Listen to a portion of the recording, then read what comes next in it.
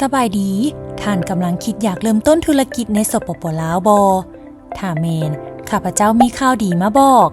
การเริ่มต้นธุรกิจแม่นมีความง่ายดายหลายกว่าเก่าสปป.ลาวได้ปรับปรุงขั้นตอนการเริ่มต้นธุรกิจให้มีความสะดวกและง่ายดายขึ้นซึ่งขั้นตอนและระยะเวลาในการเริ่มต้นธุรกิจได้ลดลงจาก9ขั้นตอนเหลือ1ขั้นตอนและจาก173วันเหลือเพียง3วันราชการเท่านั้นท่านสามารถเริ่มต้นธุรกิจได้เลยในมื้อนี้โดยมีเพียง1ขั้นตอนคือแจ้งขึ้นทะเบียนวิสาหกิจนำคะแนนการอุตสาหกรรมและการค้ารวมทั้งเขตเศรษฐกิจพิเศษบนที่สำนักงานของท่านตั้งอยู่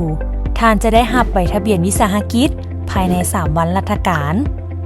ซึ่งขั้นตอนการแจ้งขึ้นทะเบียนวิสาหกิจมีดังนี้ 1. ยื่นคำร้องและเอกสารประกอบต่อเจ้าหน้าที่ทะเบียนวิสาหกิจนำแขนงอุตสาหกรรมและการค้ารวมทั้งเขตเศรษฐกิจพิเศษบนที่สำนักงานตั้งอยู่ 2. เจ้าหน้าที่ทะเบียนวิสาหกิจจะตรวจสอบความถูกต้องของเอกสารภายใน1 ชั่วโมงเท่านั้น 3. ภายหลังเอกสารครบถ้วนและถูกต้องเจ้าหน้าที่ทะเบียนวิสาหกิจจะออกใบทะเบียนวิสาหกิจภายใน3วันราชการซึ่งใบทะเบียนวิสาหกิจจะมีตัวเลขประจำตัวผู้เสียอากรพร้อมเลยภายหลังขึ้นทะเบียนวิสาหกิจแล้วก่อนจะดำเนินธุรกิจท่านต้องได้ขออนุญาตดำเนินธุรกิจและหรือ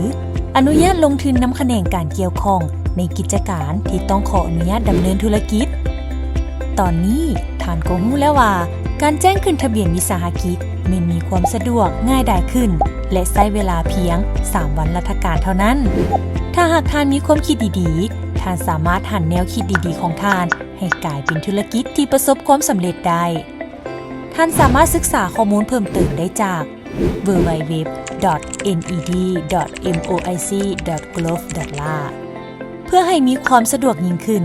แขนงอุตสาหกรรมและการค้ายังได้ปรับปรุงและเพิ่มช่องทางในการแจ้งขึ้นทะเบียนวิสาหกิจทางออนไลน์ซึ่งจะเปิดตัวนำไส้ในไวๆนี้